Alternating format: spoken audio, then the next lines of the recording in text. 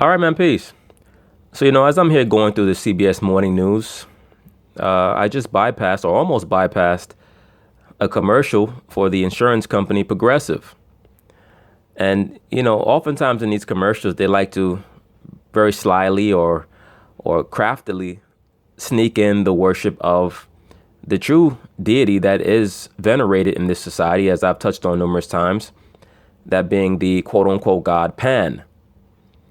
Here, you're going to see him alluded to as being what he was known as in the ancient world, which is or one of his pseudonyms, which was as the god of pederasty, that being man, boy, love. This is where you get the myth of the Boogeyman from, where he's going to hide under the bed and attack the children, particularly the boys.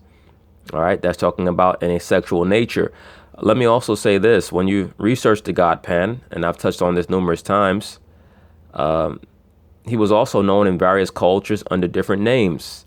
To the Celts, and by the way, the Celts were so-called black people. By the way, I'll be probably making a video about that in the near future. But to the Celts, he was known as Cernunnos, right? The stag god, right? He was, instead of having the goat horns, he had the deer horns. In India, he was known as, I believe the name was Pashupati, if I remember correctly. One of you brothers could look it up. It was a pseudonym for Shiva, for the god Shiva, who, as I stated in a previous video, was also depicted with the horns. Okay? The horns represent rulership. The reason why the god Pan was synchronized with the goat is because the goat always represented sin. Okay? Like you brothers who read the scriptures, you know that the animal that was given for the sin offering was the goat. Okay? That was the animal for the sin offering. It was the goat. The goat is also representative of being on the left-hand side, which is the side of destruction, the side of sin. Of course, the lamb is on the right-hand side.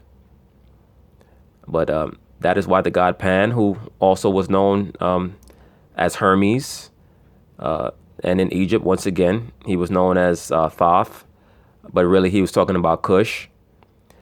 The reason why they exalt pedophilia or pederasty is because they believe that they get spiritual energy from engaging in sexual intercourse with little children. They engage in sexual intercourse with the child, and then they kill the child. If you remember, Eddie Murphy did a movie called The Golden Child, where the goal was for Sardo Numspa to sacrifice the child and take his blood. You remember that they just left out the part about the sexual intercourse. And if you remember, Sardo Numspa also was communicating directly with Satan, right, quote unquote, or at least Hollywood's depiction of that entity. But anyway, let me let this commercial run, and of course I'm going to chime in. Kyle, we talked about this. There's no monsters. But you said they'd be watching us all the time. Oh, no, honey. We meant that Progressive would be protecting us 24/7. We just bundled home and auto and saved money. That's nothing to be afraid of. But- Good night, Kyle. I told you I was just checking the wiring in here, Kyle. He's never like this. You see this? Why would you aim a commercial like this at children? This person here, this entity, this creature, that's Pan. Once again, Pan is the god of man-boy love. Pan would lure lost boys out into the woods, and he would have sex with them, because he would mesmerize them by the playing of his pipes. This is why they have him hiding under the bed. Okay? They got the chick in the closet, and he's under the bed.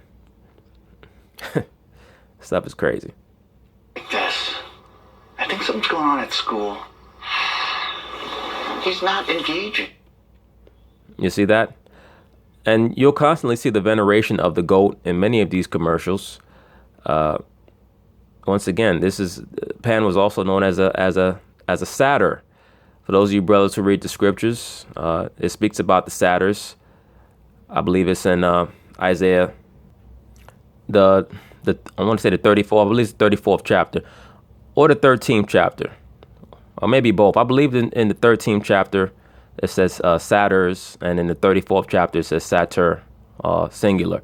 Either way, what's interesting is that when you study the satyrs, they are depicted as part man, part goat.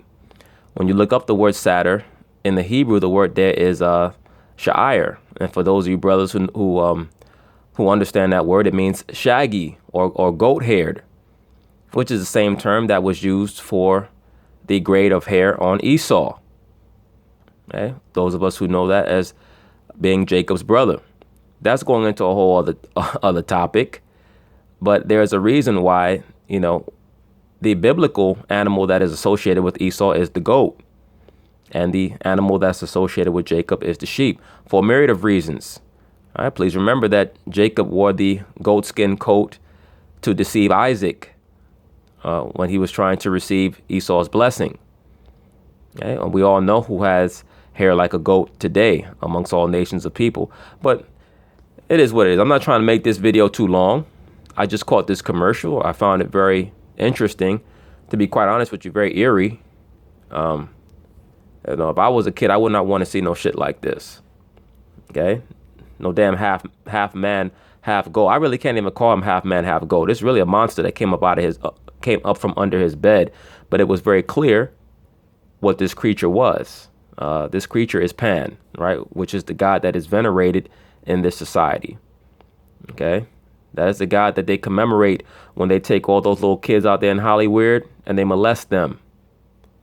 Right? Like Corey Feldman said, the biggest problem in Hollywood is the molestation, the pedophilia. You notice they won't talk about that, but now every woman is being sexually harassed, supposedly. Every female on the planet, or at least in America, is the victim of sexual harassment, allegedly. But this is the real shit right here that they should be concentrating on, is the promotion of pedophilia. But anyway, peace.